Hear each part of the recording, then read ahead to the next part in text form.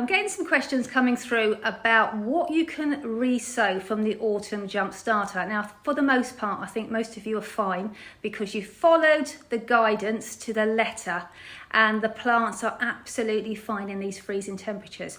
But for those of you that are struggling a little bit, perhaps you sowed the wrong seeds, perhaps you sowed them a bit late and they weren't as strong, they were a bit more fragile.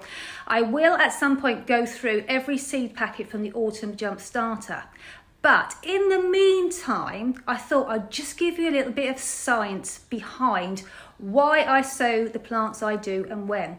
And one of the critical factors is something called the photoperiod. So what is a photoperiod? Now, a photoperiod is the length of daylight a plant needs to trigger flower formation.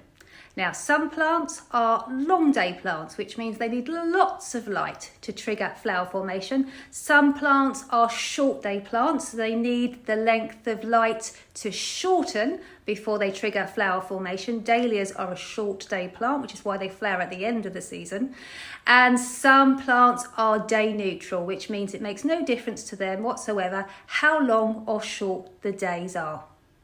There are another two groups. So plants can be obligate or facultative long day or short day plants. Obligate means that the light levels need to be exactly or at least that length of daylight. Facultative means that they will flower eventually. However, exposing them to the correct hours of daylight or night length will make them flower much more quickly. Start with a plant that we all know, the sweet pea. Now, a sweet pea is an obligate long day plant. Now, we know this, don't we? Because we grow them throughout the winter, and no matter how big those sweet pea plants get, they don't flower, do they?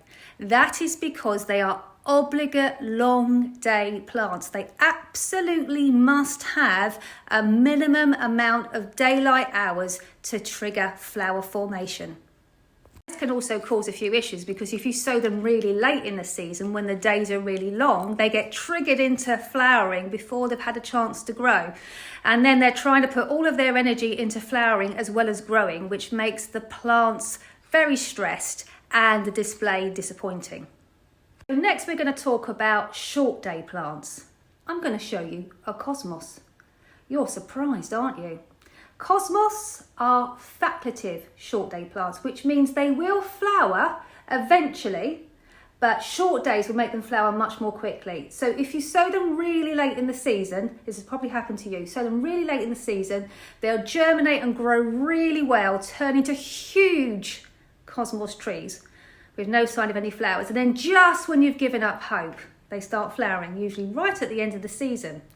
However, exposure to shorter days earlier on in the season will make them bloom much more quickly. Now, you can have too much of a good thing. If you sow them too early, when the light levels are too low, they will start flowering too quickly at the expense of vegetative growth, and you'll end up with really ratty, rubbish plants. All the information is in the handbook, and I will hold your hand through the process of growing your cosmos plants.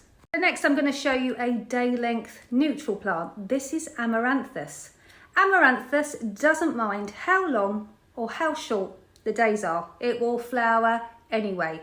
And if you've grown it before, you'll often see that it starts flowering while it's still in its seed cells. That's because it's daylight neutral, and it will continue flowering no matter how long the season, all the way, no matter how short the days get in October, it will still flower all the way into November, when eventually the frost will cut it down.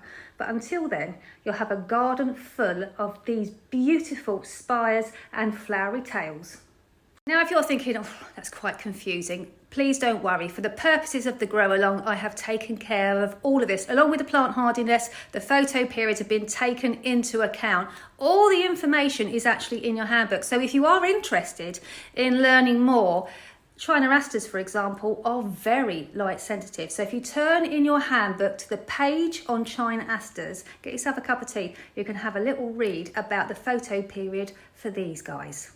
If you're wanting to order some seeds for the grow along, our seed shop will open one last time for a flash sale this Friday, and then that will be it. We only sell our seeds just before each grow along so we can have the same seeds and sow them together. The handbooks, however, are available year round. So if you're just finding us now and you're on catch up, you can order the handbooks anytime. The only time I ever take them offline is if I'm in the process, if it's out of season and I'm in the process of doing some updates ready for the new season, then to prevent you from ordering an old copy, I would then take them offline because that would be really annoying, wouldn't it?